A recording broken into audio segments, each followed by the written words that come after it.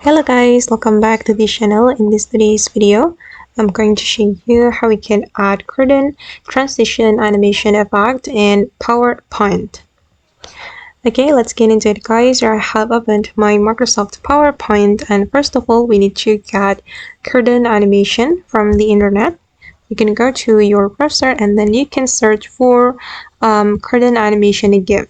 And here I'm going to add red curtain.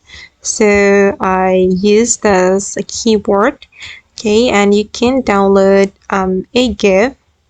I have downloaded this one guys, and I'm going to add it to my PowerPoint. We can go to the insert menu, select pictures, and then you can choose this device. And wait, I'm still searching for my red curtain animation. Okay, this one.